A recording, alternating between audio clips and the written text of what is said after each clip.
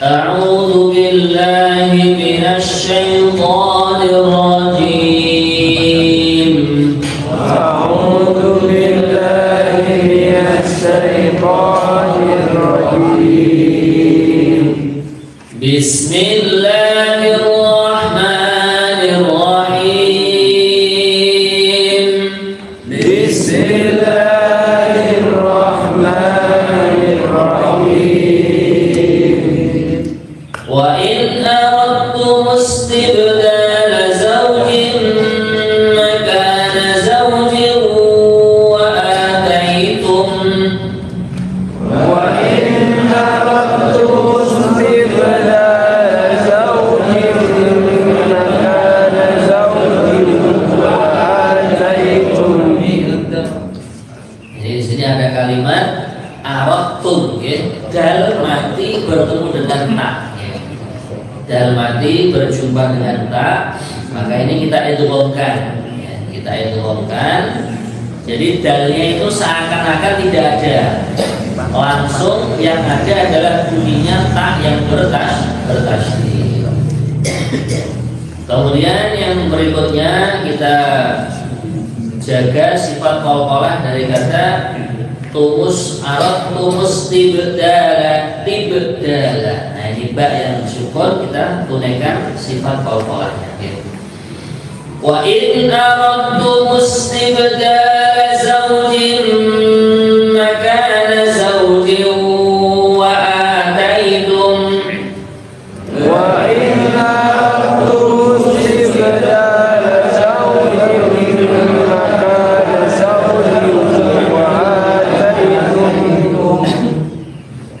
وآتيتم إحداهن قنطارا فلا تأخذوا منه شيئا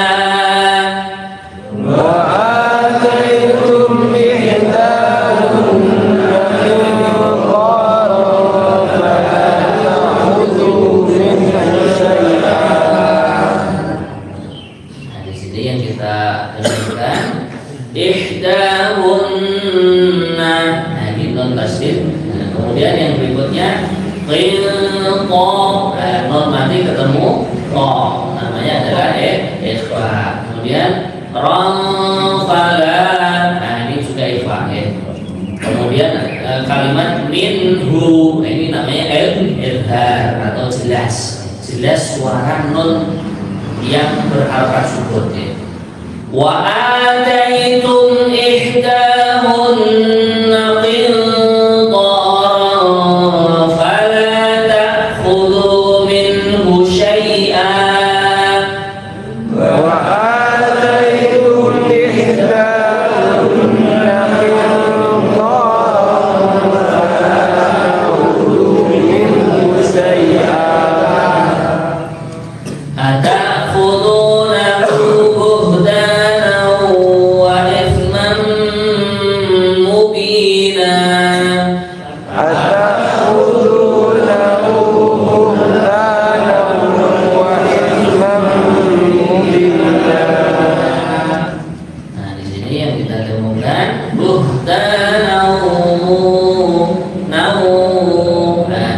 berjumpa dengan wawu. Kemudian yang berikutnya ifman, nah ini sama bacaannya idgham biwurna.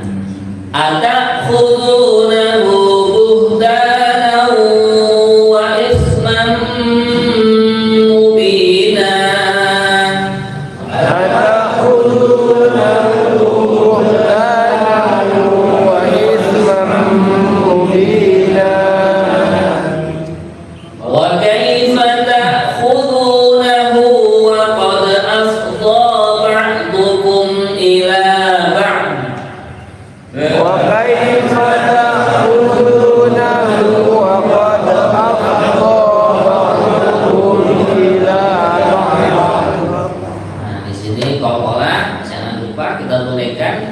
Wa qad afdha, nah ini dalnya cukup kita qalqalkan, ya.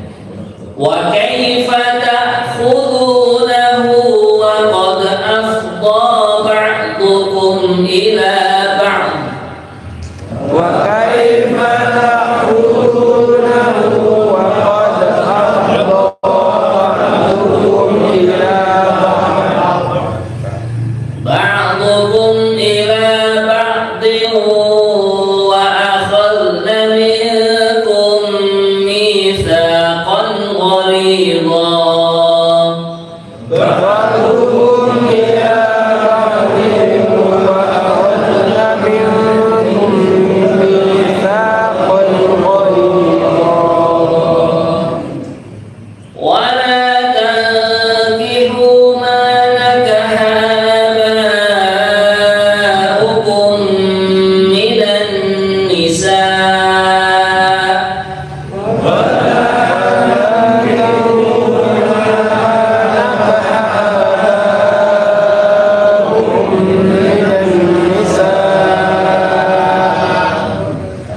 sini yang kita temukan tangkihu.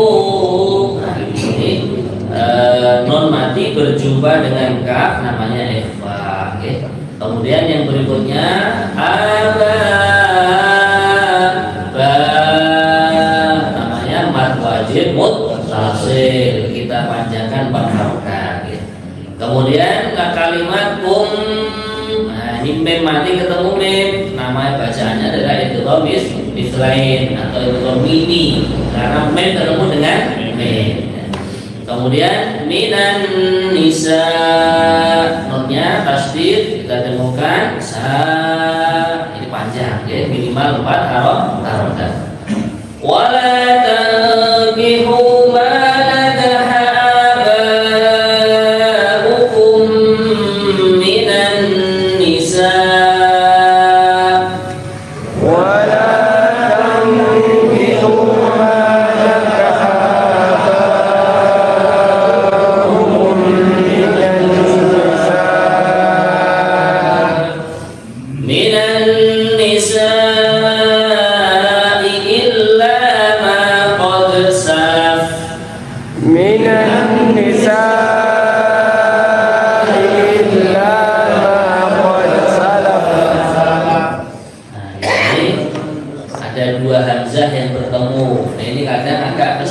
Bacanya, okay? Maka kita jelaskan saja.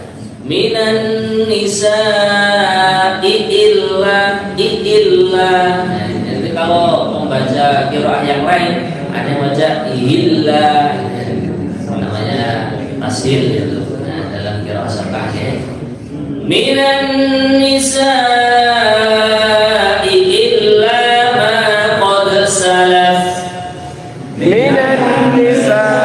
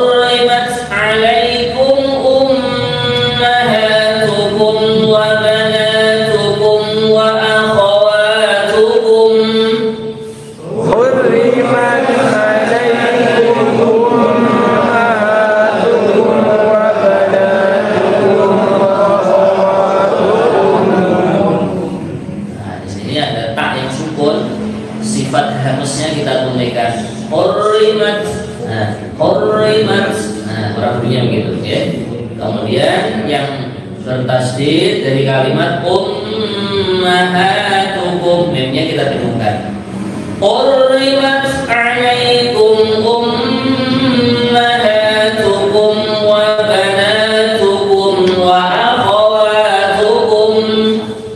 Hurrimat alaikum ummahatukum wa banatukum wa akhawatukum wa akhawatukum wa ammatukum wa khalatukum wa banatul akhi wa banatul ukht wa akhawatukum wa ammatukum wa khalatukum wa banatul akhi wa banatul ukht wa ummahatukum allati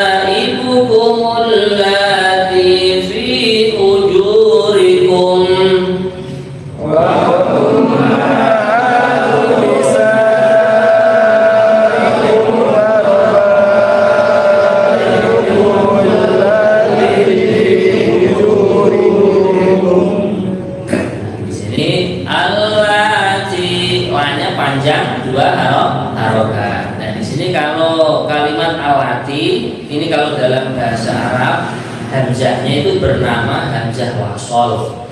Kalau digabung dengan kalimat sebelumnya hamzahnya tidak berbunyi, langsung warabaibukumul lati. Kalau dimulai dari kalimat allati hamzahnya berbunyi gitu. Contohnya begini, allati fi hujurikum min nisaikum allati dakhaltum bihin.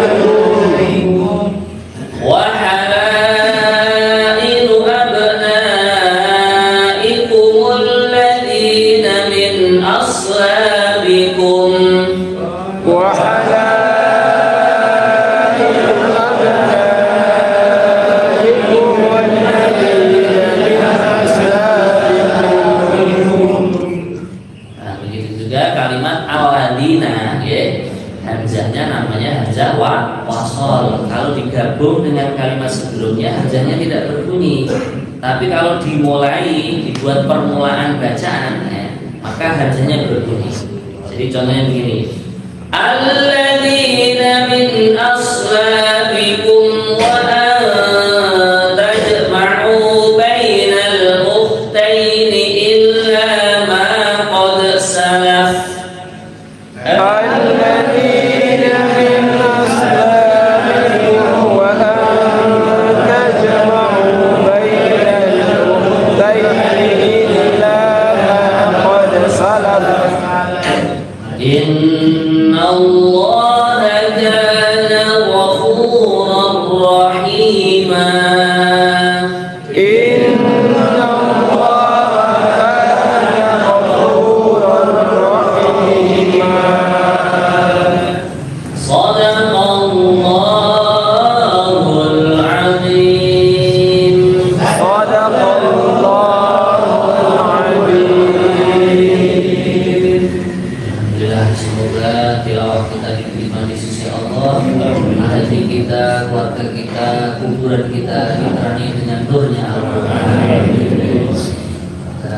Dan membacakan terjemahan juga penjelasan tafsirnya.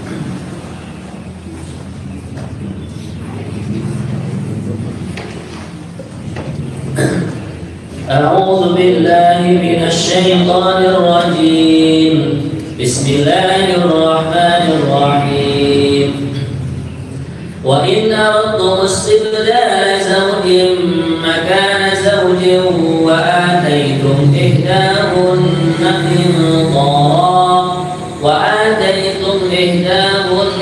qintaran fala ta'khudhu minhu shay'an ata'khudhunahu buhtanan wa ithman mubina. Dan jika kalian ingin mengganti istrimu dengan istri yang lain, sedangkan kamu telah memberikan kepada seseorang di antara mereka harta yang banyak, maka janganlah kamu mengambil kembali sedikit pun darinya. Apakah kalian akan mengambilnya kembali dengan jalan tuduhan yang dusta dan dengan menanggung dosa yang nyata? Jadi di sini Allah menerangkan, ayyuhal mu'minun in aradtum nikahan imra'atin maka imra'atin talaqtumuha. Wal hal annakum kuntum qad dafa'tum mahran kabira yablughu qintara fala ta'khudhu min syai'an. Jadi kalau seorang laki-laki sudah menikahi perempuan, kemudian perempuan itu kok diceraikannya, mungkin karena ada aib-aib nikah yang pernah kita sampaikan, Di antara aib nikah adalah mungkin dalam diri perempuan tersebut ada penyakit belang, penyakit lepra, kusta itu ya. Kemudian ada penyakit gila, ada penyakit tersumbat farjinya baik dengan sebab daging atau tulang, atau misalkan murtad ya. Sedangkan istri tersebut sudah disetubui oleh suami, maka fala ta'khudhu minhu syai'a, tidak boleh diambil sepeser pun, tidak boleh. Tidak boleh. Karena mahar tersebut adalah sebagai imbal balik dari seorang wanita yang telah menyerahkan hartanya dalam dirinya yang termahal untuk suami. Gitu. Jelas ya di sini ya. Nah, kecuali misalkan belum sempat disetubui, maka ini separuh. Nah, separuh boleh diambil oleh suami.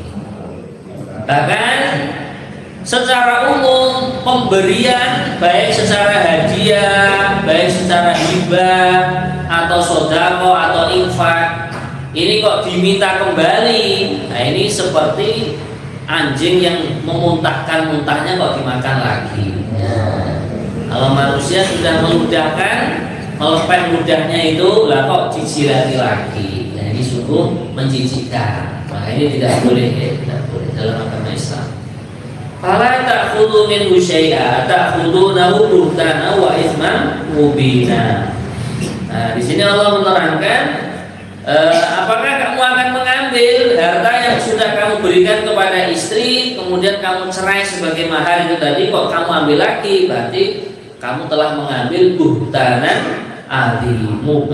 buhtanan wa itsman mubina. Ini kebohongan dan juga dosa yang jelas yang kamu ambil itu.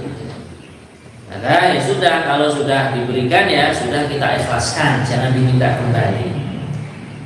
Wa kaifa ta'khudunahu wa qad afdha ba'dukum ila ba'd wa qad afdha ba'dukum ila ba'din wa akhadna minkum mitsaqan ghalidha. Ayat 21 yang artinya, dan bagaimanakah kalian akan mengambilnya kembali padahal kalian telah bergaul satu sama lain sebagai suami istri, dan mereka atau istri-istrimu telah mengambil perjanjian yang kuat atau ikatan pernikahan dari kalian. Jadi bagaimana kok kamu ambil lagi, istri kamu sudah memberikan tadi ya harta termahal dalam tubuhnya kepada kamu, nah kok malah kamu ambil kembali? Maka ini tidak layak, bahkan tidak pantas, tidak halal. Apalagi sudah diikat dengan tali ikatan yang sangat kuat yang namanya aqdun nikah. Jadi mungkin waktu itu sudah diberikan kepada istri sebuah unit rumah, sebuah unit kendaraan. Kalau sekarang kan mungkin ya orang lamaran itu bawa kulkas, bawa mesin cuci, kompor gas, ya, komplit dengan tabung dan regulator ya. Nah, kalau sudah diberikan ya jangan diminta kembali kalau seandainya terjadi perceraian.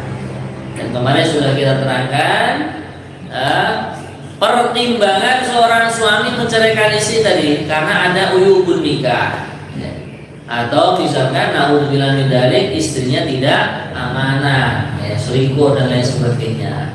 Bahkan di zaman sahabat pun ada sahabiat itu yang selingkuh, ya. Maka suaminya atau sahabat Nabi yang laki-laki melapor kepada Nabi, ya Rasulullah, ini istriku tangannya itu kok suka dipegang oleh laki-laki lain. Maksudnya itu tadi selingkuh tadi gitu. Maka Nabi menanya kepada sahabat tadi, lah kamu tuh masih cinta enggak sama istri kamu?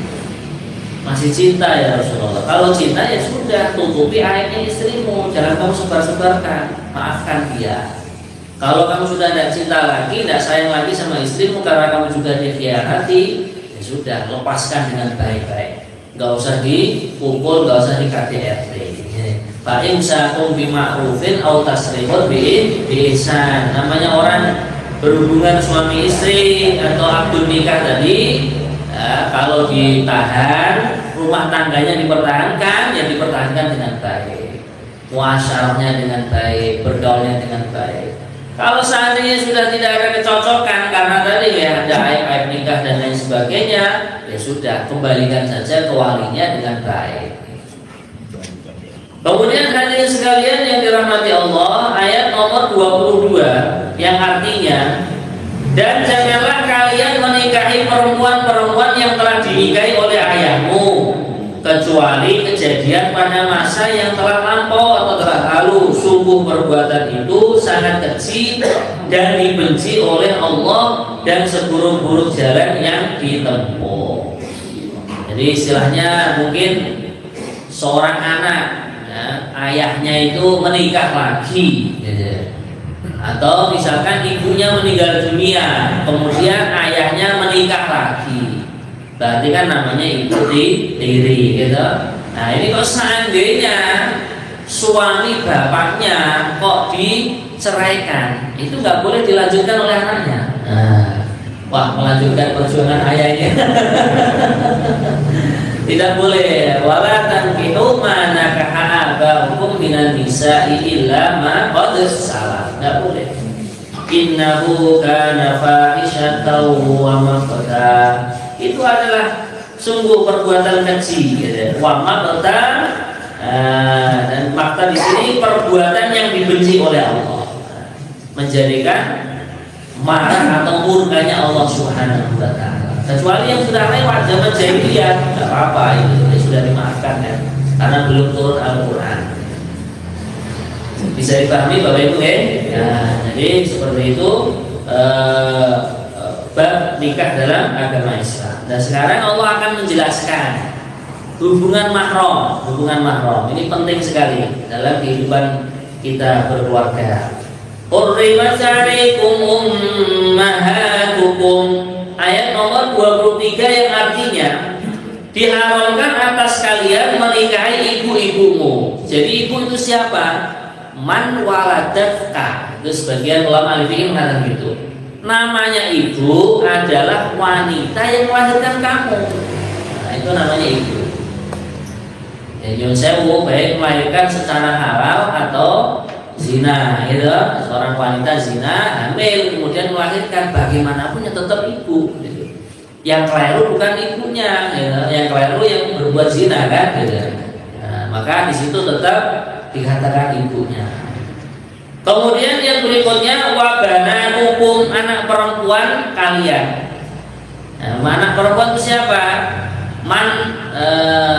Orang yang kamu lahirkan. Nah, orang yang kamu lahirkan. Kalau seorang wanita yang melahirkan anak putri, atau kalau seorang laki-laki dengan asbab perkumpulan dia dengan istri dengan cara yang halal tentunya ya, dengan cara yang syar'i, kemudian lahirnya anak perempuan, itu namanya banat. Dan nyuwun sewu tadi misalkan anak perempuan yang dilahirkan dengan jalan zina, nah ini kalau seandainya ibunya kok tidak dinikahi, ya, anaknya tumbuh dewasa, loh ternyata anak zinanya kok malah cantik. Nah, gimana itu? Kalau itu boleh, dinikahi boleh. Nah, terus walinya siapa nanti? Walinya adalah wali hakim.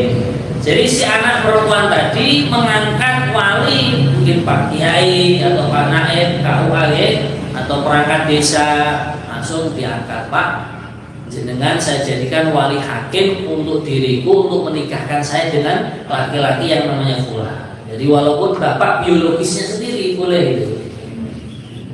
Jelas ya sampai sini ya Bapak Ibu ya. Nah, kemudian berikutnya apa? Wa akhawatukum. Akhawatukum adalah saudari-saudari kalian. Nah, saudari di sini baik kandung atau dalam bahasa Arabnya syaqiqah. Kandung berarti tunggal bapak, tunggal ibu. Nah, atau saudari sebapak. Jadi bapaknya itu punya istri lagi, akhirnya dari istri yang berikutnya melahirkan putri, anak perempuan. Nah, itu berarti saudari kita. Gitu. Atau misalkan bapaknya, ibu kita meninggal dunia, kemudian bapak menikah lagi. Lalu kalau ternyata masih punya keturunan perempuan, itu itu saudari kita, namanya saudari atau saudari seibu gitu, itu juga mahram. Nah, jadi misalkan kita dilahirkan oleh seorang ibu, nah ibu itu sudah pernah menikah, punya anak perempuan satu misalkan ya, akhirnya menikahlah dengan bapak kita, melahirkan kita, itu namanya kan saudari seibu. Maka di sini juga dikatakan akhwat. Wa ammatukum, bibi kalian. Jadi bibi ini kalau dalam bahasa Jawa atau bahasa Indonesia kan sama, tante, bibi, pupu, bule, bibi gitu. Nah, ini kalau bahasa Arab dibedakan. Ammat ini saudarinya bapak kita. Kita punya bapak, ya. Bapak punya saudari perempuan, baik saudari yang sekandung dari bapak atau saudari yang sebapak atau saudari seibu, itu bibi untuk kita. Maka itu juga dikatakan mahram. Lah wa kholatukum, kholah ini bibi dari arah ibu. Nah, jadi kita punya ibu, seorang wanita yang telah melahirkan kita. Kemudian ibu kita punya saudari. Nah, itu namanya bibi yang dalam bahasa Arab namanya kholah. Kemudian wabanatul akhi, anak perempuannya saudara laki-laki, atau kalau kita katakan itu keponakan. Kita Bapak Ibu punya saudara, gitu. Saudara laki-laki kita menikah, akhirnya lahirlah seorang putri, nah itu namanya banatul akhi. Wabanatul ukhti, kalimat berikutnya wabanatul ukhti, anak-anak perempuannya saudari kita. Kita punya saudari, ya. Nah, saudari kita menikah dengan laki-laki, akhirnya melahirkan anak perempuan. Nah, itu namanya keponakan perempuan dari saudari atau dari saudara putri. Nah, di sini namanya mahram bin nasab. Nah, mahram ini maksudnya bagaimana hadirin hadirat?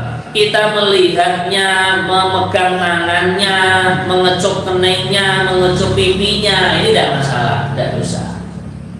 Tapi satu yang tidak boleh dinikahi, gitu. Nah, itu namanya mahram. Nah, maka ini penting sekali, ya. Kalau masalah memandang wajah atau memandang kedua telapak tangan, ini dalam fikih itu masih bisa ditoleransi. Tapi kalau masalah sentuhan tangan, salaman, ya. Nah, ini tidak ada yang mengatakan halal kalau bukan mahram. Begitu juga yang ada hubungan mahram dengan kita, kalau kita sentuh dalam keadaan wudu kita tidak batal. Tidak perlu kita mengerjakan wudu kembali kalau mau sholat. Itulah yang namanya mahram. Kemudian mahram lagi wa ummahatukumul lati ardhanakum. Nah, ibu sepersusuan. Nah, ini juga mahram. Makanya penting sekali panjenengan ingkang tasih gadah putu nggih cucu yang umurnya masih kurang 2 tahun, bila mana disusui oleh wanita yang bukan ibunya. Nah, itu satu ya, harus minta izin kepada sohibul laban. Sohibul laban itu laki-laki yang menjadi suaminya perempuan yang menyusui cucu jenengan. Nah, jadi tidak boleh semena-mena, ya. Kemudian kalau sudah disusui oleh perempuan yang bukan ibunya 5 kali kenyangan. Nah, kalau bayi kan menyedot susu kan, terus itu berpaling. Itu namanya 1 kali menyusui, 1 kali kenyangan. Khamsu rodoat sih bahasa Arabnya. Maka itu kalau berulang sampai 5 kali, nah itu namanya nanti menjadi ibu yang menyusui, namanya ibu sepersusuan. Wa akhwatukum minar radha'ah, saudari sepersusuan. Ini juga mahram. Misalkan kita laki-laki ya, bapak-bapak ini dulu ketika waktu kecil disusui oleh tetangga, karena mungkin ibu kita sedang ke sawah atau ke kantor, nah, akhirnya bayinya nangis, nah, akhirnya merasa kasihan, tetangga itu menyusui kita, lah dia punya anak perempuan, itulah yang namanya akhwatukum minar radha'ah, saudari sepersusuan. Nah, ini yang sekarang yang yang agak beredar itu ada istilahnya kan bank susu ya. Bank susu itu wanita ketika melahirkan seorang anak susunya berlebihan, akhirnya disedot-sedot, kemudian ditaruh di freezer ya. Nah, kemudian diberikan kepada orang lain, bayi yang lain, itu bisa jadi mahram. Makanya jangan semena-mena memberikan ASI kita kepada bayi yang lain ya, karena nanti akhirnya terjadi percampuran nasab sepersusuan ya. Kalau jelas bayinya yang kita beri mungkin 5 kantong gitu ya, 5 plastik gitu, itu kan mungkin 1 plastik sudah kenyang untuk 1 bayi itu. Nah, makanya itu harus kita saksikan.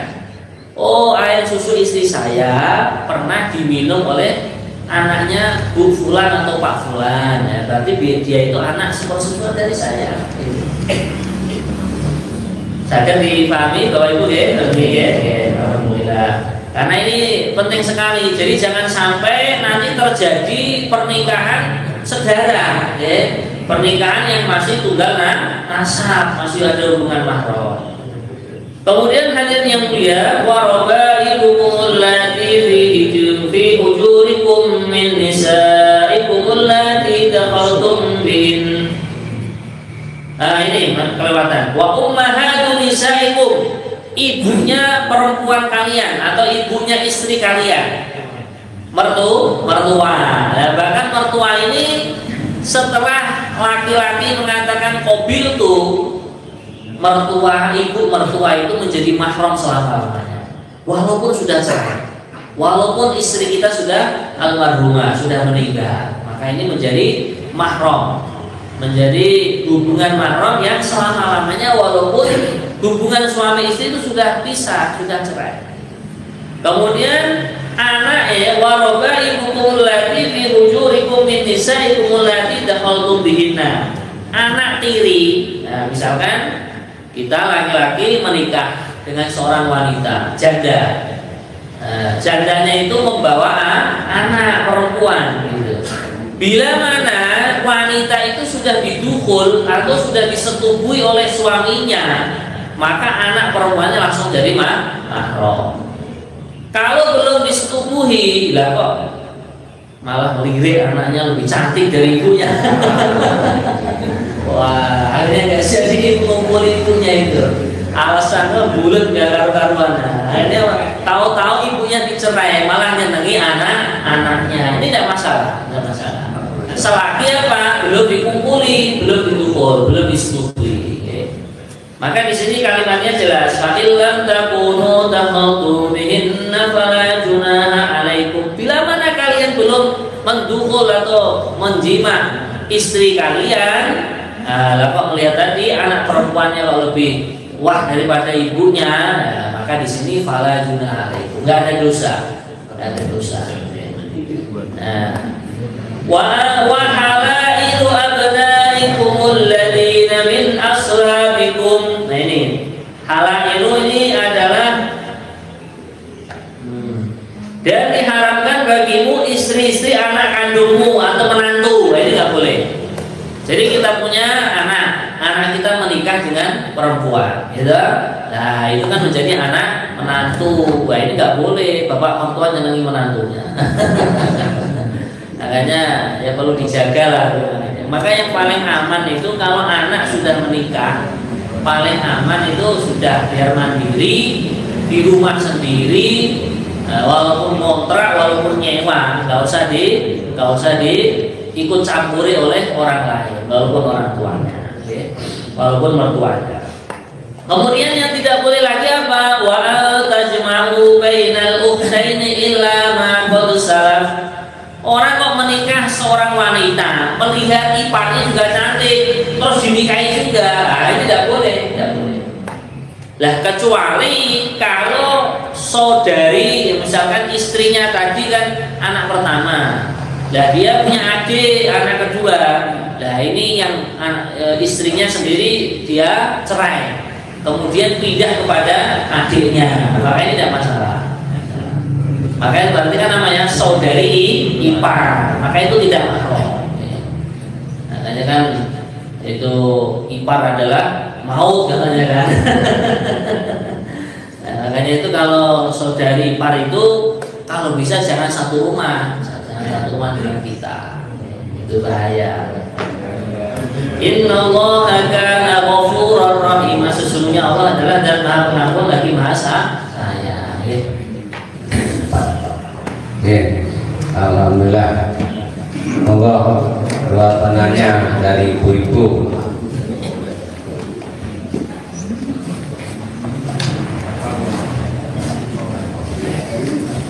Ya, sane ibu-ibu yang dari kantor motor. Tadi. Assalamualaikum warahmatullahi wabarakatuh. Mohon dijelaskan perbedaan antara mahram dan muhrim. Kemudian saya Assalamualaikum warahmatullahi wabarakatuh. Waalaikumsalam warahmatullahi wabarakatuh. Jadi kalau dalam bahasa Arab yang benar itu kalau mahram itu tadi. Kalau misalkan kita laki-laki mahram dengan siapa gitu, maknanya apa? Orang tersebut tidak boleh kita nikahi, tapi boleh kita sentuh, boleh dipandang juga boleh. Tentunya yang dipandang selain antara pusar dan kaki, itu kalau mahram seperti itu. Kalau muhrim itu kalau dalam bahasa Arab itu isim fa'il dari kata ahrama yuhrim ihraman fahuwa muhrimun. Orang yang niat mengerjakan haji atau umrah. Labbaik Allahumma hajja atau Allahumma nawaitul hajja wa ahramtu bihi fardhon atau sunnatan, itu namanya muhrim di Mekah sana. Atau misalkan kita dari Madinah di Masjid Bir Ali, kemudian niat ihram di situ. Nawaitul umrata wa ahramtu biha, itu namanya muhrim. Sosok gitu, karena kita itu orang Jawa, orang Ajam, itu kadang salah harokat. Yang seharusnya mahram malah dibaca muhrim gitu. Itu kalau bahasa yang benar seperti itu.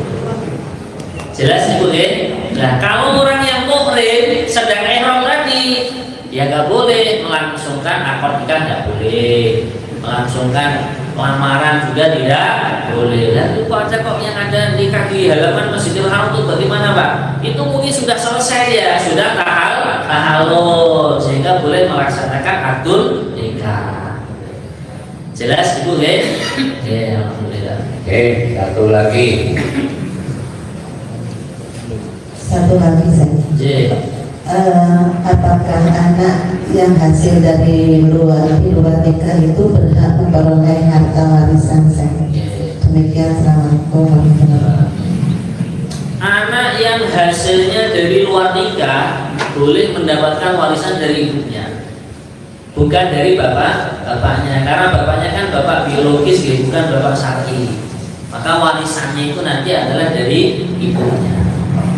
Hanya ini kadang kalau panjenengan cuma sewu di kantor mantu perempuan kok anak pertama, nah ini kadang perlu diperjelas. Diperjelasnya bagaimana? Apakah dulu terjadinya itu ketika masih pacaran sebelum akad nikah, atau terjadinya setelah akad nikah? Ini bukan ingin menelisik atau meneliti aib orang, bukan, karena demi kehalalan akad nikah anak jenengan dengan calon menantu jenengan. Karena banyak sekali kan orang begitu sudah hamil positif terlambat bulan gitu, atau bahkan sudah 4 bulan baru dinikahi. Nah ini nanti yang menjadi wali nikah bukan bapak biologisnya, ya langsung yang namanya wali akhir. Jelas ibu ya? Kemudian juga ketika kita sudah mempelajari yang namanya mahram atau tidak mahram ini, maka penting kita praktekkan dalam kehidupan.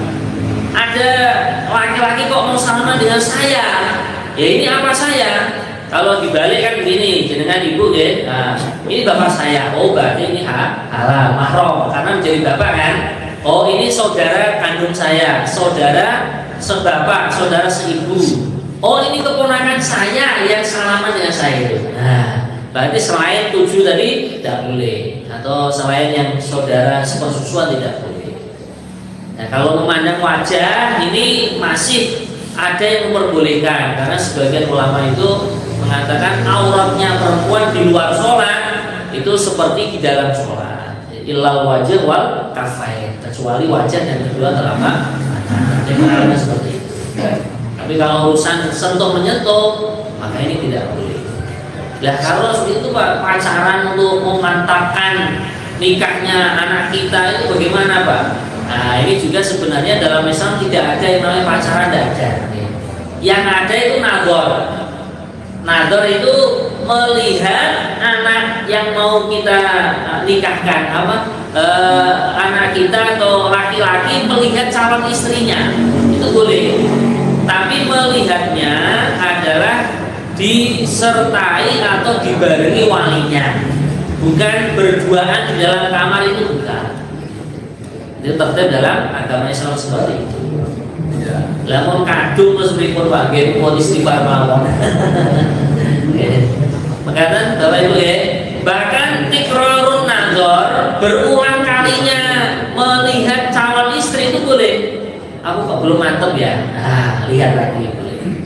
Ditemani bapaknya atau ditemani ibunya atau saudari-saudarinya perempuannya mau dinikahi itu boleh. Oke, kata gerang. Oke, monggo bapak-bapak. Dua pertanyaan. Oh, ini betul. Pak Yahya, Pak Ribut. Itu isi semangat Pak Yahya.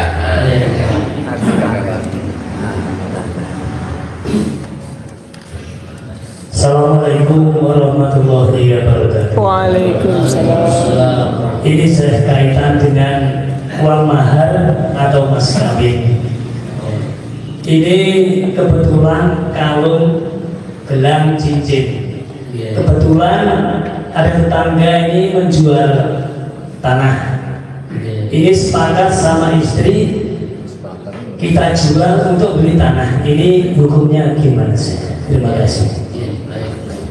Jadi perlu kita pahami, khususnya bapak-bapak sekalian, mahar yang kita berikan kepada istri itu menjadi hartanya istri. Kalau ada hajat, misalkan beli tanah, dan dia harus sepersetujuan dengan istri. Kalau istri sudah setuju, makanya harta itu kan sudah diberikan kepada suami. Gitu. Cuman kita sebagai laki-laki nih harus menjaga dirilah. Oh itu sudah hanya istri ya sudah, jangan diuti-uti. Kecuali kalau akotnya hutang. Ini kok ada tetangga jual tanah, ini saldo di rekening sudah kosong. Gimana kalau mas kawin yang sudah aku berikan, aku hutang dulu. Nah, jual, ya oh nggak apa-apa mas, silakan dijual. Setelah dijual, nabung lagi nanti nyaur kepada istri. Nanti Pak ya? Ya, jadi itu mahar itu sudah miliknya, murni miliknya istri. Jadi suami kalau ada keperluan dia minta izin kepada istri. Kata dia, Assalamualaikum warahmatullahi wabarakatuh. Ini kejadian nyata. Berkaitan yang apa yang kita tanyakan ibu yang di atas tadi. Ini duda tidak punya anak, saudaranya sudah mati semua. Terus kawin sama janda punya anak satu. Nah, terus berjalannya waktu si suami ini meninggal. Ahli waris ini diberikan kepada anaknya si janda ini, bisa nggak ini menurut agama sih? Kalau menurut pemerintah itu jelas tidak bisa. Kalau menurut agama ini bagaimana? Saya penjelasan itu. Assalamualaikum warahmatullahi wabarakatuh. Jawabannya adalah sama, karena itu tadi kan anak tiri, bukan anak kan kandung. Itu tidak mendapatkan warisan dari bapak tirinya, malah yang mendapatkan warisan ibunya. Lah kalau seandainya si bapak tadi punya saudara atau punya saudari, saudaranya dan saudari masih mendapatkan warisan. Nah kita garis bawahi lagi, kecuali kalau misalkan si bapak tadi sudah berpesan atau wasiat, mungkin saking baiknya anak tirinya dalam melayani bapaknya, mungkin nyucikan bajunya, nyetrikakan, memasakkan, akhirnya saking senangnya sudah nanti dok kalau saya meninggal dunia hartaku aku berikan kepada kamu. Maka itu berarti sudah namanya namanya wasiat. Atau memang sudah diberikan, sudah ini saya berikan kepada kamu sebagai tanda senangku aku nggak punya anak tiri kok mau merawat aku. Maka terakhir, jadi kalau secara agama tidak mendapatkan warisan. J. Ini satu pertanyaan saya. J. Tadi di ayat yang awal sampaikan bahwa kalau menceraikan istri, harta-harta yang sudah diberikan itu harus diserahkan. Nah terus bagaimana kalau yang minta cerai istrinya itu? Bisa nggak diambil lagi itu? Kalau yang minta cerai istrinya, itu kalau sudah didukul tadi, sudah dijima, maka semua harta yang akotnya menjadi mahar itu tidak boleh diminta. Berarti sudah sah menjadi murni menjadi miliknya istri. Kecuali kalau baru bertemu kok ternyata istrinya sudah minta cerai, maka nanti mahar yang diberikan separuh kembali kepada suami, separuh diberikan kepada istri. Begitu juga harta yang diberikan kepada istri, mungkin pemberiannya dengan akad hadiah. Misalkan karena saking senangnya seorang yang menikah sudah sekian tahun tidak punya anak, tiba-tiba istrinya hamil. Saking senangnya sudah deh, ini mobilku ini hadiah untuk kamu. Nah, maka berarti ini sudah miliknya istri. Kalau suami memakai berarti akadnya minjem. Makanya kayak rumah, tanah, sawah dan lain sebagainya itu kalau sebelum nikah kalau itu menjadi miliknya suami, ya itu berarti istri nggak boleh mudik-mudik juga. Itu murni miliknya suami. Begitu juga ketika sudah berumah tangga, maka itu kan biar jelas ini nafkah deh 1 bulan. Nah berarti nanti kok suami itu kerjaannya itu menghasilkan banyak, ya itu harta suami, gitu. Jadi misalkan punya kios ini menghasilkan sekian, punya rumah makan, punya toko, punya ya berarti itu semua harta suami. Lah kalau istrinya kerja juga, misalkan jadi PNS, ya mohon sang suami jangan mudik-mudik gajiannya istri. Itu mah nggak terjadi ya. Itu dalam Islam sebenarnya seperti itu ilmunya. Jelas berarti ya? Nanti yang belum sempat bertanya kita lanjutkan di warung apa? Sambil raya, sambil ngopi. Siapa ya Bapak-bapak?